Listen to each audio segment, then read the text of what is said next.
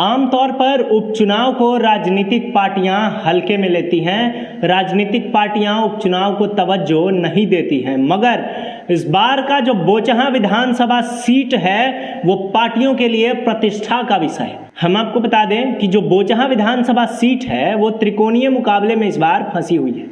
वहां पर एक एक वोट के लिए मारामारी है। भारतीय जनता पार्टी, राजद और वीआईपी इन तीनों ने अपनी पूरी जोर आजमाइश कर ली है। हम आपको बता दें कि वहां पर 12 अप्रैल को मतदान होने हैं और लगभग 13 उम्मीदवार बोचहां विधानसभा सीट से खड़े हैं। अब देखने वाली बात यह होगी कि भारतीय जनता पार्टी को जनता दल यूनाइटेड का समर्थन प्राप्त है, यानी एनडीए की उम्मीदवार बेबी कुमारी वहां से चुनाव लड़ रही हैं। साथ ही साथ वीआईपी पार्टी से, जो कि मुकेश सहनी की पार्टी है, वहां से रमई राम की सुपुत्री चुनाव मैदान में है। उसके साथ ही एआईएमआईएम यानी ओवैसी की पार्टी से जो रिंकू देवी हैं वो इस बार बोचहां विधानसभा सीट से चुनाव मैदान में उतरी हुई हैं। अब यहाँ पे अगर हम बोचहां विधानसभा सीट में वोटरों की गुना भाग करें, वोटरों का अगर हम मल्टीप्लिकेशन एडिशन देखें तो इस तरीके से नजर आ रहा है कि भारतीय जनता पार्टी, जो कि भूमिहार और सवर्णों के वोटरों के लिए वहां पर लगी हुई है, उसे इस बार थोड़ा सा झटका लगने वाला है, क्योंकि भाजपा के लिए जो वोटर हैं, भाजपा के जो मुख्य वोटर हैं भूमिहार और जो राजपूत हैं, उन वोटरों को टारगेट करने की भारतीय जनता पार्टी कोशिश कर रही है। लेकिन पिछले कुछ दिनों से ये वोटर भारतीय जनता पार्टी से काफी नाराज चल रहे हैं। इसका कारण ये बताया जा रहा है कि सांगठनिक उपेक्षा के अलावा पिछले दिनों जो राजस्व एवं भूमि सुधार मंत्री राम सूरत राय हैं, उन्होंने इस जाति के 2 बड़े नेताओं के खिलाफ टिप्पणी की है और ये टिप्पणी भारतीय जनता पार्टी के लिए नासूर बन चुका है। हम आपको बता दें कि ये 2 बड़े नेता जो कि सवर्ण जाति से आते हैं और भारतीय जनता पार्टी के मुख्य वोटर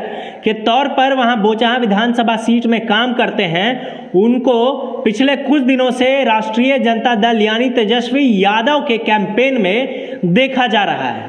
अब एक बार अगर हम वोटरों की संख्या की बात करें तो वहां पर भूमिहार जाति के जो कि मुख्य वोटर हैं, वहां पर बोचहां विधानसभा सीट में जो भूमिहार जाति मुख्य वोटर हैं, उनके करीब करीब 44,000 वोट्स वहां पर मौजूद है। इसके साथ ही जो सवर्ण है, जो राजपूत समेत जो और सवर्ण जातियां हैं, उनके लगभग 13,000 वोट हैं।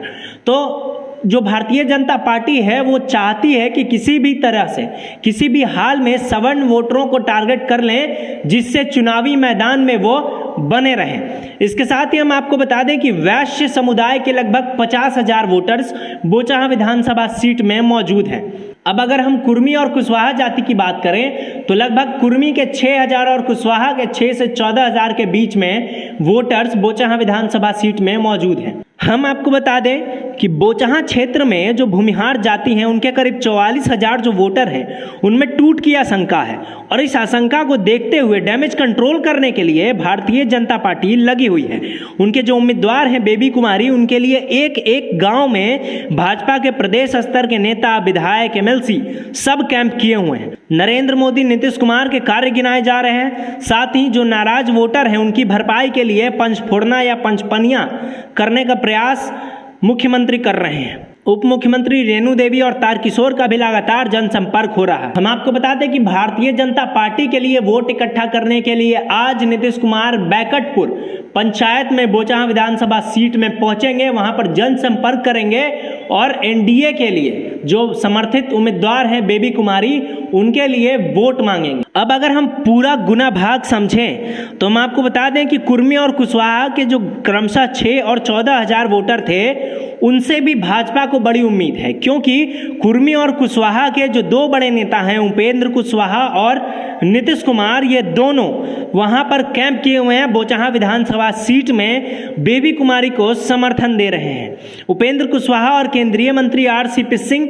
यहां प्रचार में जुटे हुए हैं। भूमिहार के अलावा जो 13,000 अनसवर्ण वोटर हैं वो भी भाजपा के लिए महत्वपूर्ण है। अब अगर हम बात करें राष्ट्रीय जनता दल यानी तेजस्वी यादव की, तो तेजस्वी यादव इस बार बोचहां विधानसभा सीट में एमवाई समीकरण के तौर पर लड़ेंगे, यानी मुस्लिम यादव समीकरण के तौर पर बोचहां विधानसभा सीट में राजद उतर रही है।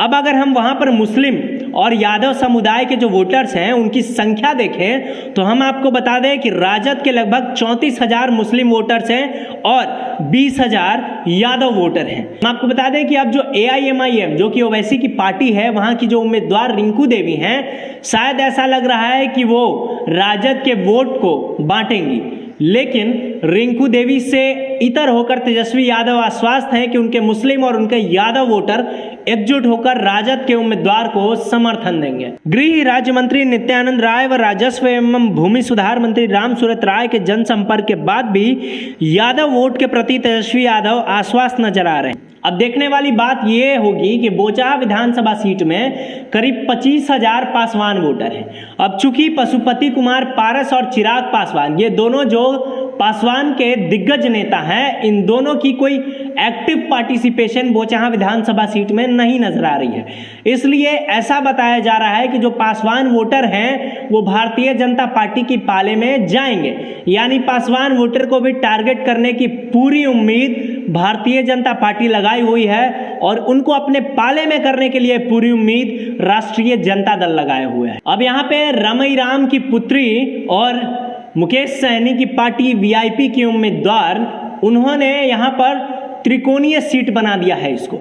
हम आपको बता दें कि भारतीय जनता पार्टी और राष्ट्रीय जनता दल के बीच ये जो चुनावी तकरार चल रहा था बोचाहा विधानसभा सीट में, उसको थर्ड एंगल देते हुए जो VIP की पार्टी है, जो रमई राम है, उनकी जो सुपुत्री हैं, उन्होंने तीसरा एंगल बोचाहा विधानसभा सीट में डाल दिया है। हम आपको बता दें कि वहां पे स्वजातीय मतदाताओं को टारगेट करने के लिए जो वहां की उम्मीदवार रमई राम की पुत्री गीता हैं, उन्होंने काफ़ी कोशिश की है। हम आपको बता दें कि उनके करीब 32,000 निषाद वोटर हैं और पिछले चुनाव में ये वोट NDA के साथ था। अब चूंकि मुकेश सहनी NDA से इतर हो चुके हैं, NDA से अलग हो चुके हैं, तो ये जो निषाद वोटर हैं उनको टारगेट करने की पूरी कोशिश मुकेश सहनी कर रहे हैं। हम आपको बता दें कि यहाँ पे जो VIP पार्टी है, यानी रमई राम की जो सुपुत्री गीता है, उन्होंने किस तरीके से यहाँ पे राजनीतिक गठजोड़ किया है, हम आपको बता देते हैं कि मुकेश सहनी के जो निषाद वोटर हैं वो करीब 32,000 वहां पर मौजूद है। अब चूंकि ये वोटर्स पिछली बार NDA के साथ थे, भाजपा को समर्थन दे रहे थे, लेकिन इस बार मुकेश सहनी जब भारतीय जनता पार्टी से अलग हो चुके हैं तो ये भी कोशिश जारी है कि मुकेश सहनी अपने वोटरों को टारगेट करें। उसके साथ ही स्वजातीय वोटरों की अगर बात करें तो रमई राम की पुत्री जो है गीता, उनके करीब 18,000 वोटर हैं और वो इस कोशिश में है कि निषाद और उनके स्वजातीय वोटर मिलकर उनको जिता दें। हम आपको बता दें कि पिछले 5 दशक से रमई राम वहां पर राजनीति कर रहे हैं, लेकिन इस बार वो कोशिश में लगे हुए हैं कि किसी भी तरीके से जो वोटों की संख्या है उसको अपनी बेटी के लिए प्रचार करके मोड़ दे, जिससे उनकी जीत सुनिश्चित हो सके। तो यहाँ बोचाहा विधानसभा सीट जो है वो अन्य राजनीतिक पार्टियों के लिए जो प्रतिष्ठा है उसका सवाल बन गया है, नाक का नासूर बन गया है और यहाँ पर जो त्रिकोणीय सीट है वो बन चुका है। भाजपा, राष्ट्रीय जनता दल और VIP तीनों अपने उम्मीदवार के प्रति सुनिश्चित नजर आ रही है, तीनों अपने स्वजातीय वोट को टारगेट करने की पूरी पुरजोर कोशिश में लगी हुई है। ऐसे ही अपडेट के लिए आप बने रहें बिहारी करेजा के साथ। अगर ये वीडियो आपको पसंद आया है तो लाइक, शेयर, सब्सक्राइब जरूर करें।